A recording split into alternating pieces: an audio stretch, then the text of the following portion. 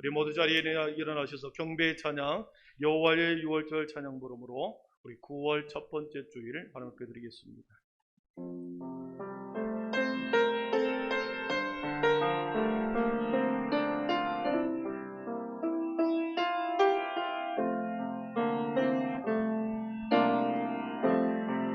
지극히 높은 주님의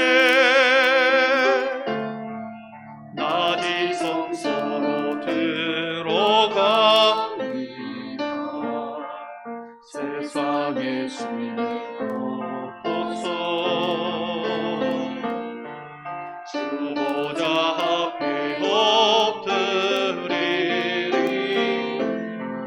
내 주를 향한 사랑과 그 신뢰 가사으로 족할 때 하늘로 가까이 오세. 장막이 덮인 지극히 높은 주님의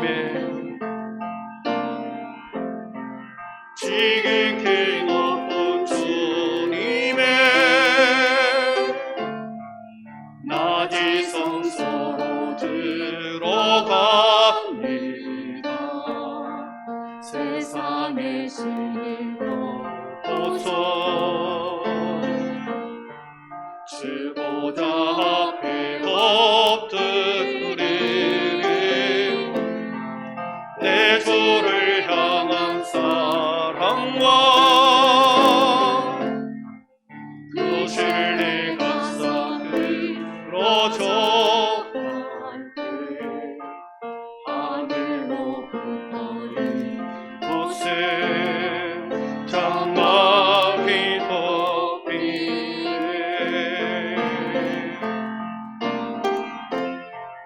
이곳을 덮으소서. 이곳을 비추소서. 내 안에 무너졌던 모든 소망 나 회복하리니. 이곳을 지나소서. 이곳을 만지소서. 내 안에 죽어가는 모든 내게 다 살아나리라.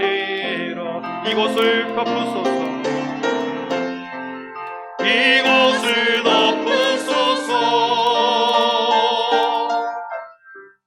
이곳을 비추소서. 내 안에 무너졌던 모든 소망 다 회복하리니. 이곳을 지나소서. 이곳을 만지소서. 내 안에 죽어가는 모든 내게 다 살아나리라.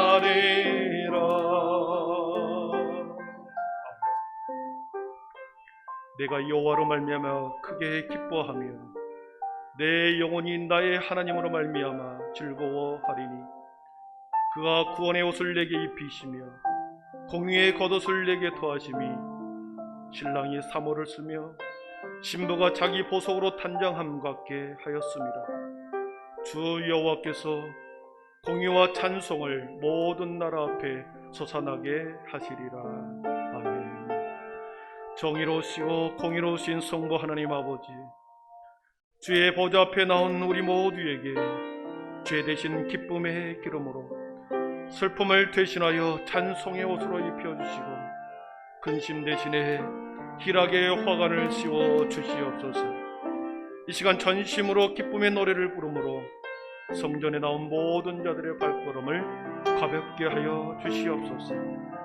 예배를 통하여 우리 속에 죄의 근심을 씻어주시고 영적 무감각을 깨워주셔서 우리 모두 지성소로 들어가 영광의 주님을 만나 배우게 하옵소서. 이 모든 말씀을 예수님의 이름으로 기원하오며, 하나님은 영이시니 예배하는 자가 영과 진리로 예배할지니라. 아멘. 다 함께 사도신경 우리의 신앙이 하나인 것을 고백하겠습니다. 나는 전능하신 아버지 하나님, 천지의 창조주를 믿습니다. 나는 그의 유일하신 아들 우리 주 예수 그리스도를 믿습니다. 그는 성령으로 잉태되어 동정녀 마리아에게서 나시고 본디오 빌라도에게 고난을 받아 십자가에 못 박혀 죽으시고 장사된 지 사흘 만에 죽은 자 가운데서 다시 살아나셨으며 하늘에 오르시어 전능하신 아버지 하나님 우편에 앉아 계시다가 거기로부터 살아있는 자와 죽은 자를 심판하려 오십니다. 나는 성령을 믿으며 거룩한 공교회와 성도의 교제와 죄를 용서받는 것과 몸의 부활과 영생을 믿습니다. 아멘. 모자리에 앉으셔서 영광송 29장을 드리겠습니다.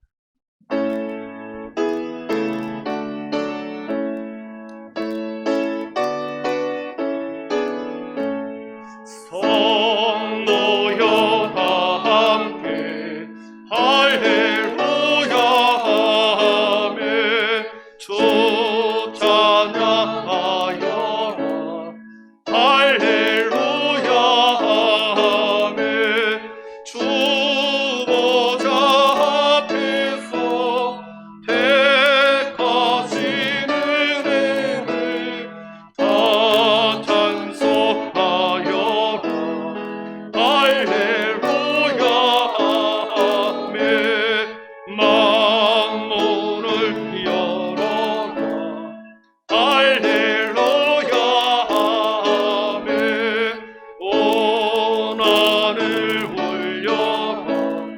할렐루야 하며 인도자 되시며 친구가 되신 주 그 사랑 끝없다. 할렐루야 하며 주 찬양하여라. 할렐루야 하며 찬양이 끝없다. 할렐루야 하며 거룩한 집에서 좋은 종길이며 늘 찬송 부르자. 할렐루야 아멘.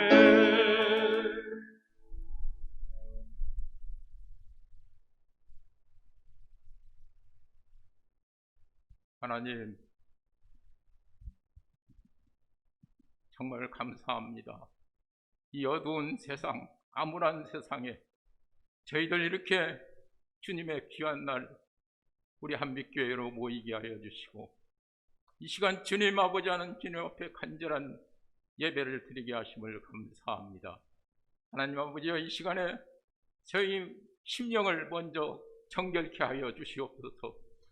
악마의 계계와 또한 우리의 잘못으로 인하여 얼룩져진 우리의 심령이 이 시간 정결한 마음으로 변하여 아버지 주님께 연락되기를 원합니다. 하나님 아버지와 주님, 주의 성령께서 이 시간에 임재하시고 주님 저희들 정결케 하여 주시고 온전한 모습으로 주님 이 예배를 드릴 수 있게 하여 주시기를 바랍니다.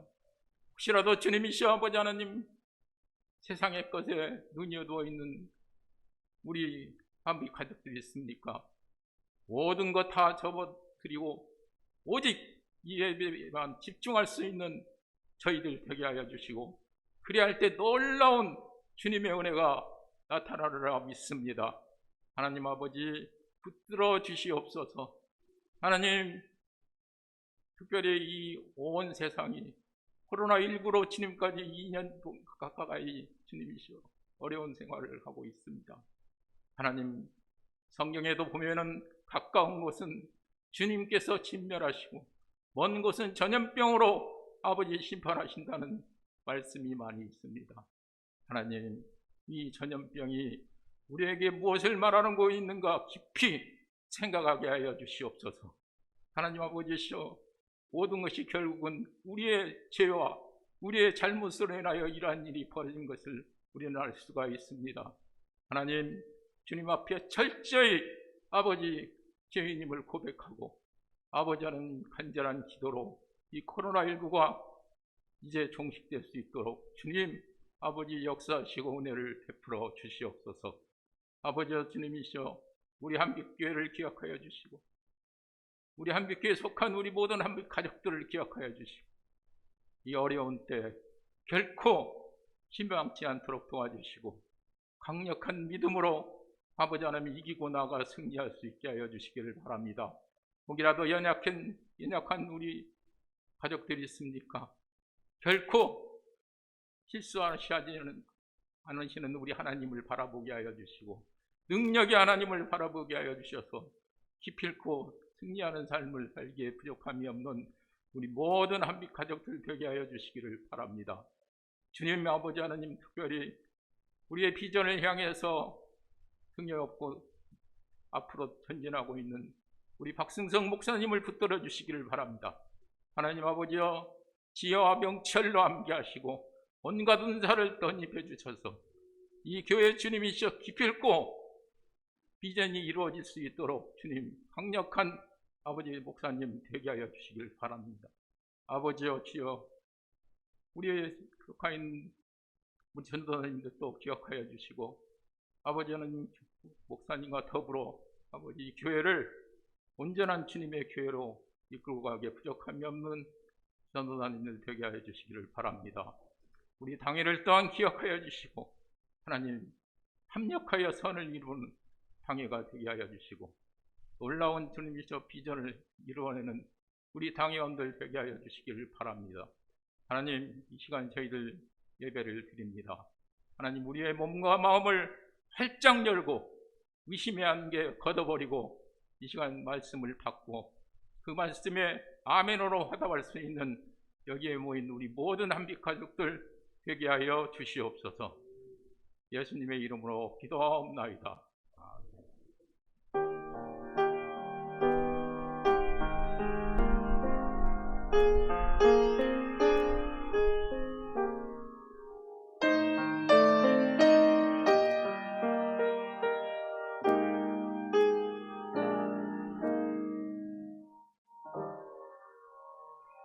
여호와께서 말씀하시되 오라 우리가 서로 변론하자. 너희의 죄가 주홍 같을지라도 눈과 같이 희어질 것이요 진홍같이 붉을지라도 양털같이 희게 되리라. 아멘. 복음 찬양 216장 4절 부르시면서 준비한 예물 드리겠습니다.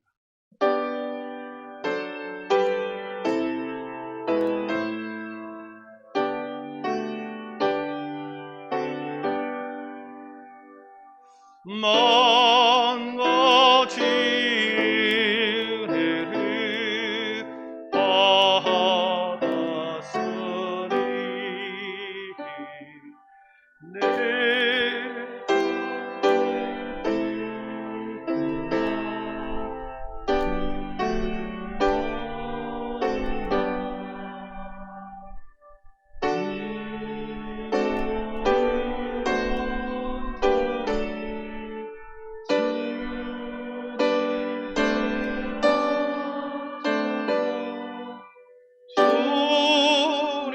주님만 위하여 너 살겠네.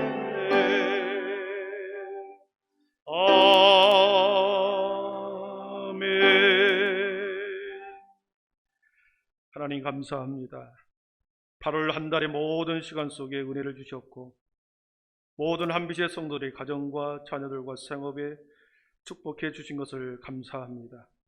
그 은혜와 믿음으로 새롭게 9월의 문을 여셨으니 주님 힘차게 우리의 주신 비전을 따라 달려가는 우리 모든 성도들 되게 하여 주옵소서. 지난달 주었던 그 은혜를 마음에 간직하며 주님, 9월 한 달도 하나님의 귀한 자녀들이 누릴 하나님의 분복을 받아 누리는 귀한 한 달 되게 하여 주시옵소서. 여기에 우리의 지난날의 삶과 수고와 열정과 땀과 비전이 여기 있습니다. 주님께서 받아주시고 우리의 모든 생각과 삶과 인생 위에 주님 축복하여 주시옵소서. 하늘의 문을 여셔서 주님 하늘의 지혜를 주시고 좀 물질 얻는 능을 더하여 주시고 많은 사람을 사랑하고 품어내는 넉넉한 사랑의 마음도 우리에게 주셔서 우리 교회가 어렵고 힘든 이웃과 주의 사랑하는 백성들의 마음껏 선교하고 구제하는 귀한 교회 되게 하여 주시옵소서. 특별히 세계 선교를 향하여 나아가는 수많은 선교사님들의 삶과 그 선교 지역을 주님께서 함께하여 주심으로 주님 어둠의 세력들이 틈못 터도록 하시고 선교사님을 통하여 아름답게 주의 복음이 확장되는 그곳에 성령의 충만함으로 함께하여 주시옵소서. 오늘도 우리의 생각과 마음을 집중하게 하시고 몸만 와 있다 가는 어리석은 자가 아니요 전심으로 주를 예비하고 말씀을 마음으로 받는 우리 모든 성도들 되게 하여 주시옵소서. 예수님의 이름으로 축복하며 기도하옵나이다. 아멘.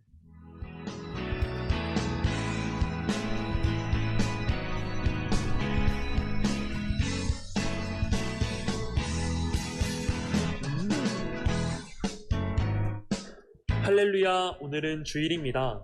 복된 예배 시간이 되길 소망하며 오늘 각부 예배는 대면 예배와 비대면 영상 예배를 동시에 드립니다.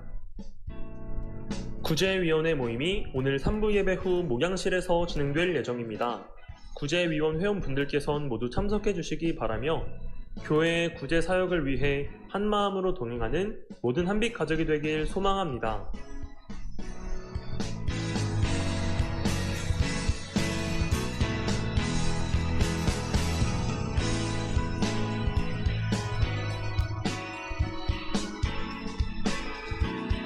오늘 예배도 성부 하나님의 임재하심과 성자 하나님의 사랑하심, 성령 하나님의 주인 되심이 충만히 넘치는 귀한 예배가 되길 간절히 소망합니다.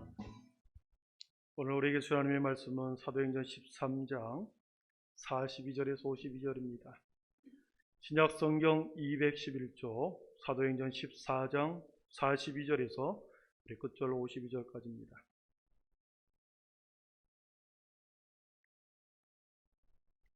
사도행전 14장 42절에서 52절까지 제가 봉독해 올리겠습니다. 하나님의 말씀을 경청하십시오.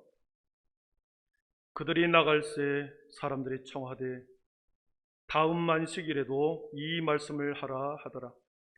회당의 모임이 끝난 후에 유대인과 유대교에 입교한 경건한 사람들이 많이 바울과 바나바를 따르니 두 사도가 더불어 말하고 항상 하나님의 은혜 가운데 있으라 권하니라. 그 다음 안식일에는 온 시민이 거의 다 하나님의 말씀을 듣고자 하여 모이니 유대인들이 그 무리를 보고 시기가 가득하여 바울이 말한 것을 반박하고 비방하거늘 바울과 바나바가 담대히 말하여 이르되 하나님의 말씀을 마땅히 먼저 너희에게 전할 것이로되 너희가 그것을 버리고 영생을 얻기에 합당하지 않는 자로 자처하기로 우리가 이방인에게로 향하노라.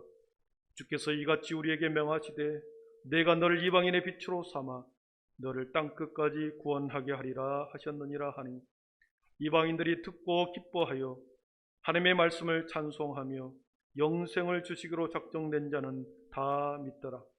주의 말씀이 그 지방에 두루 퍼지니라. 이에 유대인들이 경건한 기부인들과 그 신의 유력자들을 선동하여 바울과 바나바를 박해하게 하여 그 지역에서 쫓아내니 두 사람이 그들을 향하여 발에 티끌을 떨어버리고 이곤연으로 가거늘 제자들은 기쁨과 성령이 충만하니라. 아멘. 이 시간에는 안수 집사의 하나님 앞에 찬양 올려드리겠습니다.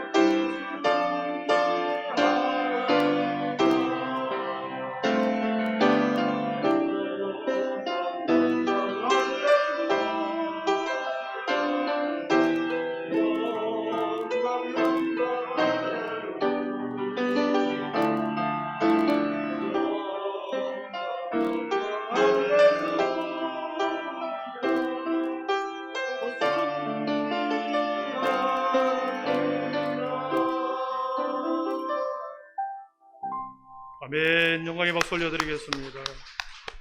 네, 감사합니다. 우리 주보를 한번 보시면 우리 가을 주보가 바뀌었습니다.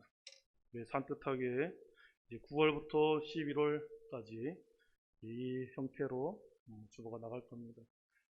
계절의 변화를 보면서 여러분의 인생을 다시 한번 되돌아보라고 이렇게 주보를 새롭게 했습니다. 함께 9월 한 달, 10월 가을 하늘 하나님께 여러분의 신앙을 새롭게 세워가기를 바랍니다. 우리 인사하고 말씀을 받도록 하겠습니다. 서로 좌우를 보시고 믿음, 소망, 사랑의 빛이 있으라. 다시 하겠습니다. 믿음, 소망, 사랑의 빛이 있으라. 네. 찬양을 할 때 찬양을 힘차게 불어야 생기가 솟아나는데, 오늘 본문의 말씀은 안디옥 교회의 지도자인 바나바와 사울이, 안디옥 교회의 지도자인 이 두 사람이 비시드의 안디옥이라고 하는 또 다른 지역, 비시드의 안디옥이라는 지역에 가서 복음을 전하는 내용입니다.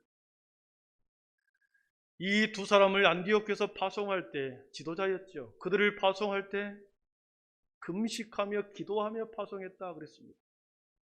하나님의 복음을 전하는 그들에게, 출발하는 그들에게 안디옥 교회 모든 성도들은 함께 금식하며 기도하면서 간절한 마음으로 자신의 지도자들을 선교의 현장에 파송했습니다. 자신들과 계속 같이 신앙생활을 하고 싶었겠지요. 그러나 그들이 두 지도자를 선교의 현장에 내보냅니다.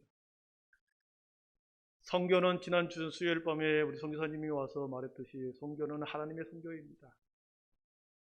선교는 우리가 하는 것이 아니라 하나님이 한다. 하나님께서 사람을 통하여 하나님의 복음을 사람을 통하여 일하신다.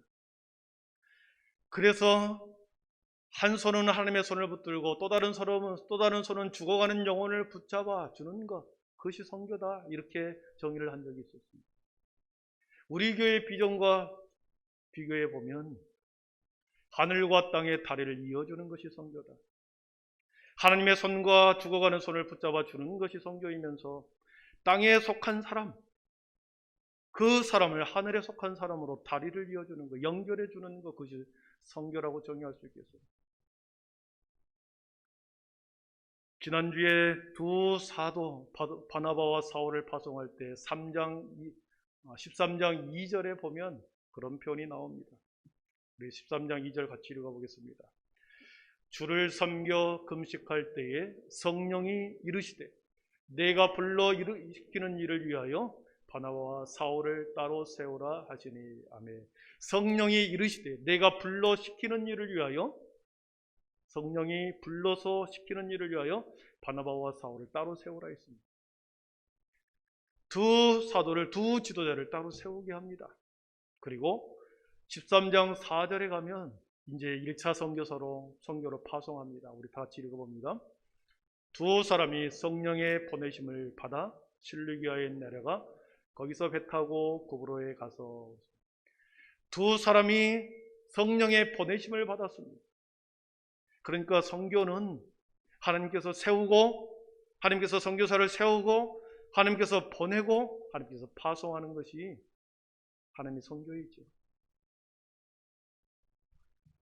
바나바와 사울이 안디옥 교회가 파송하는 것처럼 보였으나 그 이면에 보니까 성령님이 그 두 사람을 파송하고 보냈던 것입니다. 그래서 선교는 하나님이 세우고 보내고 파송하는 게 선교이기 때문에 어떤 면에서 보면 선교는 매우 쉽다고 말할 수 있겠습니다. 또 어떤 면에서 보면 선교는 매우 어렵기도 합니다. 여러분, 선교가 쉽다라고 하는 표현은 뭐겠습니까? 왜 선교가 쉽겠습니까? 성령 하나님이 세우고 보내고 파송했기 때문에, 성령님이 모든 것을 책임지기 때문에 쉬운 거죠. 때로는 환난을 당합니다. 아픔을 당합니다. 죽을 고비를 넘어갑니다. 그럼에도 불구하고 성령이 보내셨기 때문에 바울은 죽지 않고 끝까지 사명을 감당하죠. 하나님이 책임져 주는 거죠. 그런가 하면 선교가 어렵다라고 하는 것은 뭐겠습니까? 하나님이 보내지도 않았는데, 하나님이 파송하지 않았는데, 하나님이 세우지도 않고 보내지도 않고 파송하지 않았는데, 내가 나의 헌신으로 나의 결단으로 선교 현장에 나가는 겁니다. 내가 선교 후원자를 다 모아야 합니다. 내가 선교에 나가기 전에 내 삶의 많은 부분을 내 것을 가지고 선교 현장으로 나갑니다. 얼마나 힘들겠습니까? 내가 후원자를 다 모집해야 되고 내가 가지고 있는 모든 것을 가지고 가고 그것이 만약에 떨어져 버리면 얼마나 힘들겠습니까? 성령이 보내심을 받은 선교는 성령이 세우고 성령이 보내고 파송하는 선교는 하나님이 모든 시련과 역경과 어려움을 극복하게 하시죠. 선교를 통하여 복음을 알지 못한 사람이 복음을 들었습니다. 여러분 복음을 들으면 어떻게 됩니까? 믿음이 생기죠. 신앙이 생기죠. 여러분 신앙은 두 가지 측면이 있습니다. 하나는 지극히 개인적인 측면과 또 한면에는 공동체성이 있습니다. 실존주의 철학자 키에르케고르는 그렇게 자신의 책에서 이렇게 기록합니다. 우리 같이 한번 읽어보겠습니다. 시작. 신앙이란 하나님 앞에 한 개인이 홀로서는 단독자의 결단이다. 신앙이라고 하는 것은 믿음이라고 하는 것은 구원이라고 하는 것은 철저히 개인적인 일입니다. 홀로 하나님 앞에 홀로 단독자로 서는 거죠. 부모의 신앙도 아니요, 아내의 신앙도 아니요, 남편의 신앙도 아니라 단독자로 하나님 앞에 홀로 서는 거죠. 그런데 홀로 서기 위해서 그 믿음이 온전한 믿음이 되기 위해서는 옆을 지지하는 주변의 공동체성이 함께 떠받쳐질 때 공동체 안에서 그것이 증명되고 공동체 안에서 그것이 보완될 때 편협한 신앙이 아니요 주관적인 신앙이 아니라 온전하고 주체적인 신앙이 된다는 것입니다. 철저히 개인적이면서 공동체성을 갖는 게 우리 신앙입니다. 그래서 신앙의 사회성, 공동체성이라고 말하죠. 지금 코로나19가 장기화되면서 한국교회뿐만 아니라 전 세계 교회가 너무나도 최대 위기를 맞았습니다. 왜 그렇습니까? 공동체성이 약화되어 버렸습니다. 방역 지침이 강화되면 대면 예배를 비대면 예배로 드려야 됩니다. 지난 한 해 동안 그리고 지금까지 4번의 팬데믹을 거쳐서 드렸다 안 드렸다 계속해서 이렇게 하면서 영상으로 예배를 보냅니다. 그런 결과 무교회주의자의 그런 성향이 점점 강화되고 있습니다. 무교회주의자, 탈교회화 현상이 계속해서 일어나고 있습니다. 영상으로 실시간 영상 예배를 보다 보니 굳이 성전에 나가서 예배 드릴 필요가 뭐가 있는가? 무교회주의자로 변해버리죠. 그리고 내가 내 시간에 장소에 구애받지 않고 어느 때든지 어느 순간에든지 편리한 시간에 맞춰 예배를 드릴 수 있다. 탈교회화를 초래합니다. 여러분 비대면으로 예배 드리는 것이 장소 시간적으로 구애받지 않고 하나님을 전심으로 드릴 수 있는 장점이 있습니다. 그러나 무교회주의, 탈교회주의가 가속화되면서 우리의 신앙, 우리의 믿음, 그 신앙의 본질적인 모습이 변형되고 왜곡되어 버려갑니다. 여러분 예배의 거룩성이 훼손되어 갑니다. 여러분 혼자 비대면 예배를 계속해서 드려보십시오. 더 간절하게 더 최선을 다하여 TV를 보면서 핸드폰을 보면서 예배가 드려지던가요? 예배의 거룩성이 점점 훼손되어 갑니다. 상호간의 비접촉으로 인해 교제의 단절이 일어났습니다. 그래서 상호간의 교류가 막혀버렸죠. 교회의 소속감이 점점점 약화되어 고리가 약해졌습니다. 여러분 고리가 단단해야지만 끊어지지 않은데 고리가 연약해지면 쉽게 풀려버리고 끊어져 버리죠. 한 아이가 태어나면 가족이라는 테두리 안에서 양육을 받고 돌봄을 받고 교육을 받고 그렇게 되는 거죠. 그렇게 사람이 한 가정 안에서 양육과 교육과 그리고 돌봄과 그리고 양육을 보호를 받는데 성도도 마찬가지입니다. 교회라고 하는 공동체 안에서 우리가 서로 교제하고 하나님의 말씀을 받고 그리고 영적인 양육을 받고 영적인 돌봄을 받는 것.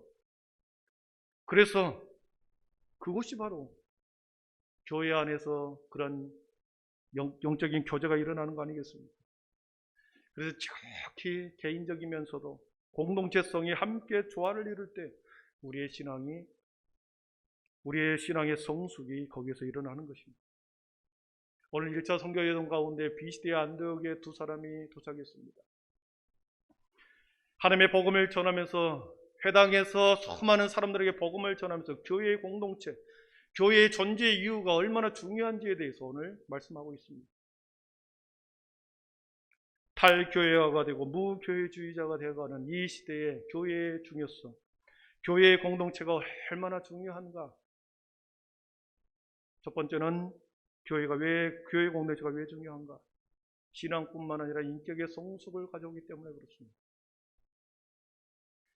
여러분, 신앙이 균형적이고 그리고 성숙하기 위해서는 어떻습니까? 다양한 사람과 다양한 활동을 통해서 균형이 잡히는 겁니다. 한쪽으로 치우치거나 편협해 있으면 우리의 신앙이 불균형을 이루어지는 거죠. 에베소 4장 13절에 이런 말씀을 하십니다. 우리 같이 한번 읽어보겠습니다. 시작. 우리가 다 하나님의 아들을 믿는 것과 아는 일에 하나가 되어 온전한 사람을 이루어 그리스도에 이르느니라. 아멘. 우리가 다 하나님의 아들을 믿는 것과 아는 것이 하나가 돼요. 하나가 되기 위해서는 어떻게 해야 합니까? 함께 해야 되는 거죠. 함께 같은 공간 안에 있어야 되겠죠. 하나가 되는 것은 함께 교제하는 것입니다. 그래서 하나가 되어 온전한 사람을 이루고 그리스도의 장성한 분량이 충만한 데까지 이른다 했습니다. 교회 공동체는 우리의 신앙뿐만 아니라 개인의 인격과 신앙의 성숙을 가져다 줍니다. 우리 아이들을 보십시오. 교회 학교에서 우리 아이들이 말씀을 배웁니다. 찬양을 배웁니다. 기도를 선생님을 통하여 배웁니다. 그것으로만 그치는 것이 아니라 우리 어른들을 통해서 어른 성도들을 통해서 우리 아이들은 배웁니다. 지나가는 아이들을 우리 집사님들이 권사님들이 머리를 쓰다듬어 줍니다. 성경학과 되면 간식을 갖다가 아이들에게 제공합니다. 함께 그들을 위하여 사랑의 수고를 하고 그들을 위하여 중보기도 하는 눈물로 기도하는 그 모습을 우리 아이들이 봅니다. 아, 신앙생활은 저렇게 하는 거구나. 꼭 가르침을 통해서 배우는 것이 아니라 그렇게 간접적으로 우리 아이들은 교회 공동체라고 하는 그곳에서 신앙의 성숙과 인격의 성숙을 동시에 배울 수 있는 거죠. 두 번째로 교회 공동체가 존재하는 이유는 우리의 신앙을 유지하고 지켜주기 위해서입니다. 교회가 우리의 신앙을 유지시켜주고 지켜줍니다. 무교회주의자처럼 혼자 말씀을 읽을 수 있습니다. 혼자 예배 드릴 수 있습니다. 혼자 큐티하면서 혼자 하나님의 말씀을 찾아갈 수도 있습니다. 그러나 그 상황에 계속 되다 보면 사단은 혼자 있는 사람을 타겟으로 잡는 겁니다. 무리에서 이탈한 짐승들을 보십시오. 많은 함께한 무리들 중에서 한 마리가 이탈해 있다. 그러면 반드시 사나운 짐승의 표적이 되지. 우리라고 하는 울타리 밖에 있어 떠돌아다니는 한 마리의 짐승을 보십시오. 반드시 잡혀먹게 되어 있습니다. 교회 공동체 안에 함께 신앙생활을 테두리 안에서 하지 아니하고 혼자서 그렇게 오랫동안 무교주의처럼 하다 보면 어느 순간에 사단은 그런 사람을 노리는 거죠. 생각과 마음속에 파고들어가 그들을 유혹하고 무너뜨리죠. 교회가 존재하는 이유는 우리의 신앙을 유지하고 지켜주기 때문에 교회 안에서 함께 공동체성 안에 신앙생활을 해야 된다는 것을 오늘 말씀하십니다. 그리고 교회 공동체가 존재하는 것은 복음을 함께 증거하기 위해서 교회가 존재합니다. 그래서 여러분, 선교는 혼자 하는 것이 아니라 반드시 협력해야 합니다. 하나님의 복음을 물론 개인 전도는 혼자서 할 수 있습니다. 그러나 선교는 연대하여 함께 연합하여 선교는 해야 합니다. 개인이 교회가 함께 성도들이 연합하여 하는 것이 선교이죠. 13장 9절에 가면 오늘 우리가 13장 42절을 보았지만 13장 9절에 보면 바울이 바울이라고 하는 사울이 성령이 충만하여 그랬습니다. 사울의 이름이 이제 바울로 바뀝니다. 그 다음부터 사울이라는 이름이 나오지 않습니다. 계속해서 이제 바울이라는 이름으로 끝까지 28장에 가지요. 사울이라고 하는 이름은 히브리식 발음입니다. 유대교적인 발음이었습니다. 과거에 자신이 몸담고 있었던 히브리식 발음이 사울입니다. 그러나 바울이라고 하는 이름은 당시 전 세계 공용어 있던 라틴어의 발음입니다. 많은 사람들이 잘못 설교를 하죠. 회심한 이후에 사울이 바울로 바뀌었다 이렇게 표현하는데 그게 아닙니다.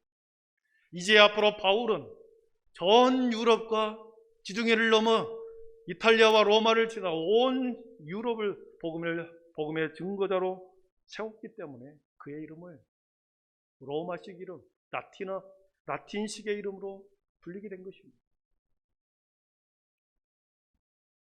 또한 바나바와 사울이라는 사람이 이렇게 나오는데 이 13장 1차 선교 때 바울과 바나바라는 이름으로 바뀝니다.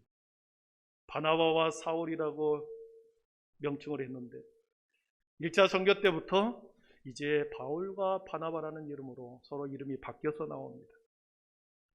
여러분 보십시오. 바나바는 연장자입니다. 훨씬 더 나이가 많습니다. 바나바는 먼저 믿었던 사람이요 지도자였습니다. 바울은 청년입니다. 이제 막 자라나는 청년입니다. 그런데 바나바가 같이 1차 선교 여행을 떠나면서 이 바울에게서 놀라운 영적인 지도력을, 잠재력을 본 것입니다. 그래서 바나바가 자기가 뒤에 머물고 젊은 바울을 전면에 내세웁니다. 네가 설교해라. 너가 복음, 내가 선교에 앞장서라. 그러면서 바나바는 뒤로 빠집니다. 그래서 바울과 바나바 이름으로 계속해서 성경은 앞으로 나옵니다. 초대교회 그리스도인은 누가 지도자가 되느냐 여기에 전혀 관심이 없었습니다. 초대교회 지도자들은 어떻게 하면 복음을 효과적으로 전 세계의 복음의 확장을 위해서 잘 감당할 수 있을까? 이 목적의식으로 초대교회 지도자들은 그 목적으로 세계 선교를 떠났던 거죠. 그렇기 때문에 협력할 수 있습니다. 그렇기 때문에 함께 할 수 있는 것입니다. 자리를 탐했다 그러면, 지도자의 자리를 탐하고 직분을 탐했다고 한다면, 여러분 직분을 탐하고 자리를 탐하게 되면 모든 사람이 나의 경쟁자로 보입니다. 저 사람이 떨어져야 내가 된다라고 생각하지요. 내가 어떤 위치에 있느냐, 자기 만족과 과실을 위한 선교가 아니라 오직 복음의 확장을 위해서, 하나님의 영광을 위해서 모든 관심이 초점이 맺었다는 거죠. 그래서 바나바의 리더십이 매우 중요합니다. 자기가 전면에서 모든 것을 할 수 있었으나 젊은 바울을 전면에 내세우고 선교에 앞장세웁니다. 여러분 16절에 보면 바울이 비시대의 안디옥에서 해당에 모여 사람들에게 설교합니다. 우리 16절 한번 보겠습니다. 다 같이 읽어봅니다. 바울이 일어나 손짓하며 말하되 이스라엘 사람들과 및 하나님을 경외하는 사람들아 들으라. 바울이 이 해당에서 일어나서 젊은 청년 바울이 일어나서 많은 사람들에게, 해당에 모여있는 사람들에게 설교하기 시작합니다. 하나님을 경외하는 사람들아 들으라. 그러면서 마치 스데반 집사가 설교했던 것처럼 모세의 이야기를 합니다. 광야의 40년의 그 어려움을 이야기합니다. 그리고 마침내 가나안 땅에 입성했던 것을 설교를 합니다. 우리 아버지 읽지는 않았지만 13장 4절 이하의 그 내용입니다. 모세의 이야기를 하고 광야 40년의 이야기를 하고 가나안 땅의 입성의 이야기를 하고 다윗 왕의 이야기를 합니다. 그러면서 마지막에 빌라도에 의해서 예수가 무고하게 나무에 달려 죽었다. 빌라도를 통해서 예수가 무고하게 나무에 달려 죽었다. 그리고 달려 죽은 그 예수는 3일 만에 다시 살아나셨다. 부활을 증언합니다. 그리고 구약의 모든 선지자들이 증언한 메시아가 바로 예수다. 바울이 그렇게 설교합니다. 스데반과 똑같이 설교합니다. 여러분 복된 소식이 뭡니까? 하나님이 이 땅에 오신 것, 예수 그리스도가 이 땅에 육체의 몸으로 입고 오신 것이 복음이지요. 그를 죽였으나 죽음에서 다시 살아나신 산자의 하나님이 예수님입니다. 산자의 하나님이 이 땅의 모든 모든 사람의 죄를 사하시고 그리고 그를 믿는 자마다 의롭다 칭해 주시고 그리고 그를 믿는 자에게 구원의 은혜를 주신 것. 그가 예수요. 그 예수가 이 땅에 와서 우리들에게 자신을 내어주는 것, 이것이 복음이죠. 젊은 바울이 43절에 보니까 그렇게 했습니다. 바울과 바나바를 따르니 많이 바울과 바나바를 따랐습니다. 설교를 했더니 많은 사람들이 따라옵니다. 그리고 그 두 사람이 회당을 떠나갈 때 마지막으로 어떻게 말씀하시는가? 우리 뒷부분에 보면 사도가 더불어 말하고 항상 하나님의 은혜 가운데 있으라 고난이라 그랬습니다. 설교를 다 마친 후에 두 사도가 떠나갈 때 회당에 남아있는 사람들에게 하나님의 은혜 가운데 있으라, 하나님의 은혜 가운데 머물러라, 이렇게 고하고 떠나갑니다. 성도의 삶이 어떠해야 할지를 우리들에게 말해주는 거죠. 사랑하는 성도 여러분, 우리는 일주일에 한 번 수요일 또 새벽에도 말씀을 듣습니다. 하루를 살아가고 3일을 살아가고 일주일을 살아갈 때 하나님의 은혜 안에 머물기를 축복합니다. 말씀을 받았습니까? 말씀을 들었습니까? 그 말씀에 은혜를 붙드십시오. 때로는 일주일을 살아가면서 속상할 때가 많습니다. 다른 사람들로부터 비방과 아픔의 소리를 듣습니다. 어려움을 당할 때도 있습니다. 그러나 그것의 그 현상과 그 상황에 매몰될 것이 아니라 여러분, 그럼에도 불구하고 은혜를 선택하십시오. 나는 은혜 가운데 살리라. 하나님의 은혜 가운데 머물리라. 매 순간 은혜를 선택하십시오. 다툼과 비판의 비방의 소리를 들을 수 있습니다. 그러나 그것을 거부하고 나는 은혜 안에 머물립니다. 조금 부족한 사람이 있고 마음에 들지 않는 사람이 있어도 사랑 안으로 모든 것을 내가 껴안으리라. 은혜 아래 품으리라. 여러분, 그렇게 살다 보면 우리의 신앙의 인격과 아름다운 성령의 열매를 맺어가는 것입니다. 여러분, 바울과 바나바가 비시대 안도의 성도들에게 말한 은혜 안에 머무르라, 은혜 안에 머물러라, 이 말씀을 받을 수 있기를 축복합니다. 마지막으로 교회 공동체가 존재하는 이유는 함께 고난과 아픔을 극복하고 이겨내기 위함입니다. 우리 45절을 보면 그렇습니다. 45절을 보면 유대인들이 그 무리를 보고 시기가 가득하여 바울이 말한 것을 반박하고 비방하거늘 그랬습니다. 50절을 보십시오.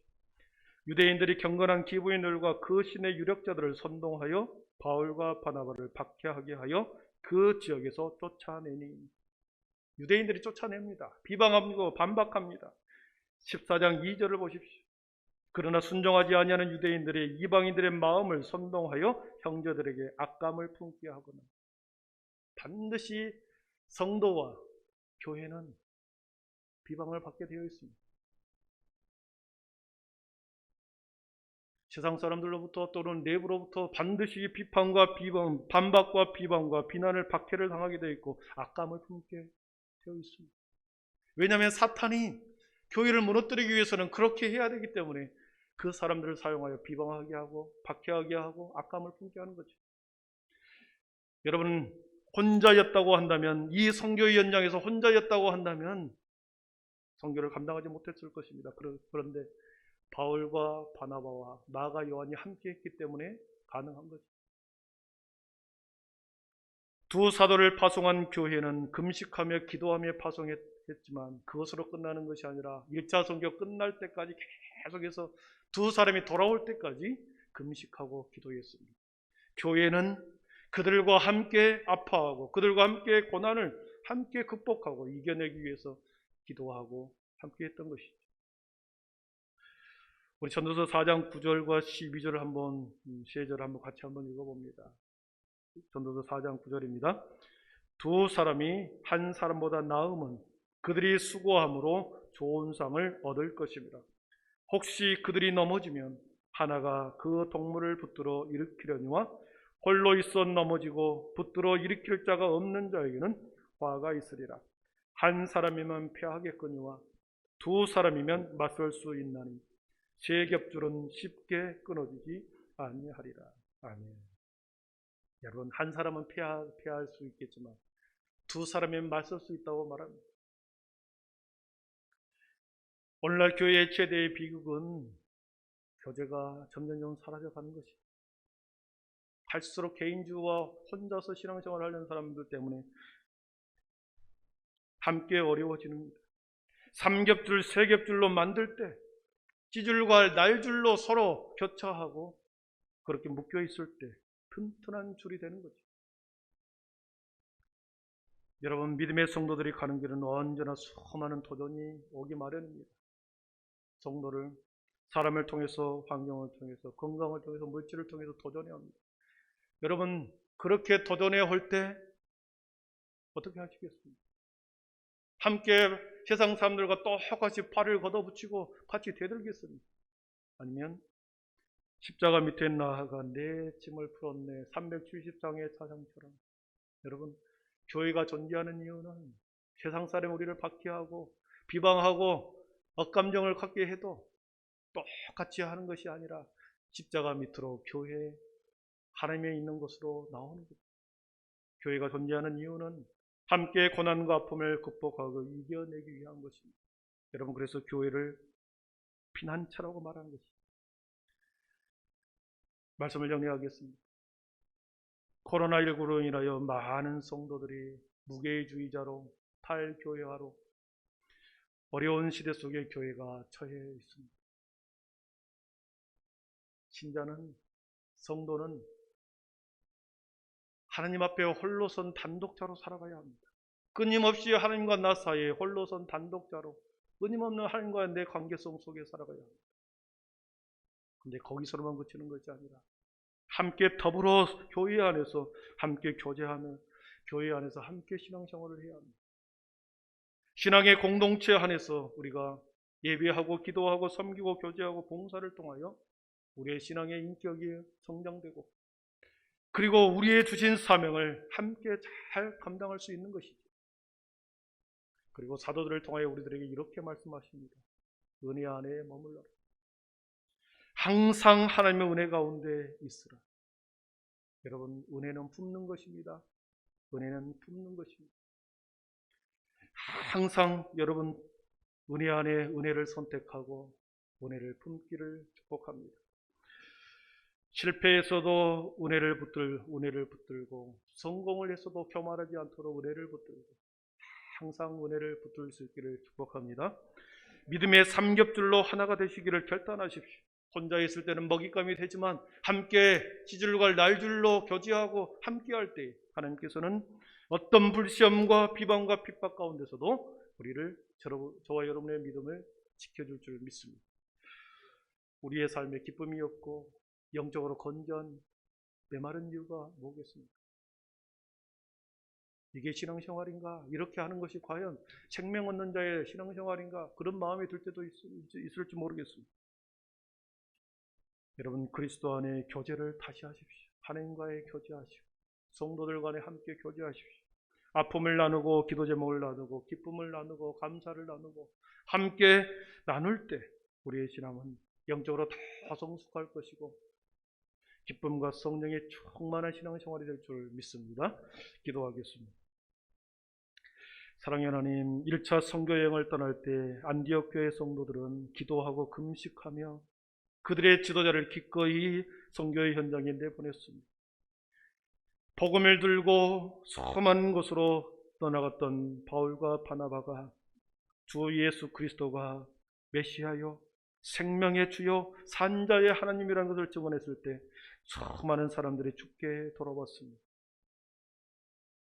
하나님, 지금도 어딘가에서는 복음을 거부하고 죽음의 그늘에서 죄악의 낙을 누리며 살아가는 수많은 사람들이 있을 텐데 그들의 손을 잡고 그들의 다리가 되어주고 우리 교회가 그런 교회 되게 하여 주셔서 주님 선교의 사명을 잘 감당해가는 우리 교회 되게 하여 주시고 어찌하든지 믿음의 모든 성도들이 하나님의 영광과 복음을 위해서 그 사명을 위해 달려가는 우리 모두가 되게 하여 주시옵소서. 예수님의 이름으로 기도하옵나이다. 아멘. 우리 모두 자리에 일어나셔서 우리 저 죽어가는 내 형제에게 생명을 주소서 찬양하겠습니다.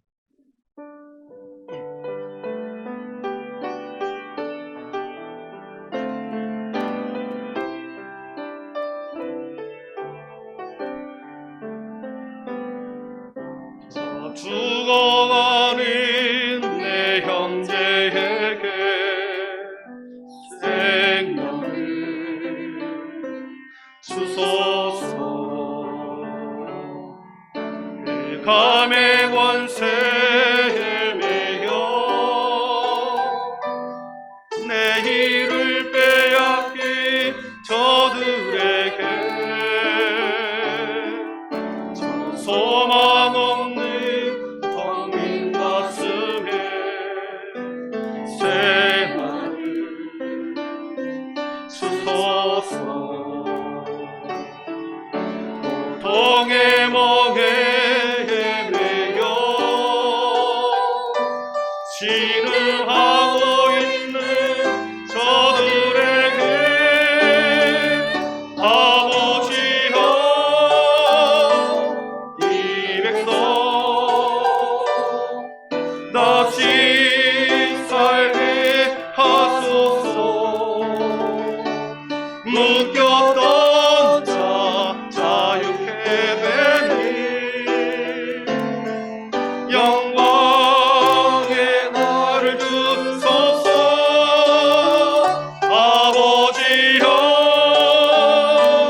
이 나라 주의 것되게 하소서. 영원하신 하늘 아버지 다시 섬기게 아버지여 이 백성 다시 살게 하소서. 이 백성 다시 살게 하소서. 묶였던 자 자유케 되니 영광의 나를 주소서. 아버지여 이 나라 주의 것되게 하소서. 영원하신 하늘 아버지 다시 섬기게 하소서. 주 예수 그리스도의 은혜와 하나님의 사랑과 성령의 충만하심의 온전 이 땅에 우리를 살려두신 이유는 하나님의 사명을 감당하기 위함이요 하나님의 영광을 위해서 살아가도록 우리를 이 땅에 생명의 수를 남겨둔 줄 믿습니다. 주님, 우리가 하나님의 영광을 위해서 살아가고 그의 나라와 그의 의를 먼저 구하는 자들이 되어서 진정으로 하나님의 백성이 살아가야 할 그 푯대를 향하여 살아가고 그렇게 살아내릴 때 영원한 하늘 백성이 될 줄 믿습니다. 그 믿음의 고백을 가지고 은혜 안에 머물러 한 주간을 살아내게 하시고 수많은 사람들이 무교의주의와 탈교의주의로 빠질지라도 하나님 성전을 사랑하는 우리가 되게 하시고 더 주님 앞에 다가가는 귀한 믿음의 성도가 되기를 소원하며 다시 삶의 자리로 나아가는 하나님의 거룩한 백성들 머리 위에 지금으로부터 영원토록 함께 계시기를 간절히 축원하옵나이다. 아멘.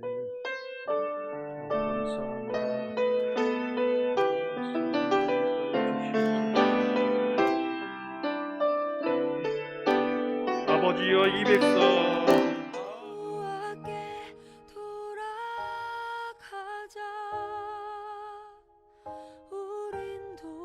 돌아서도 그는 변치 않네.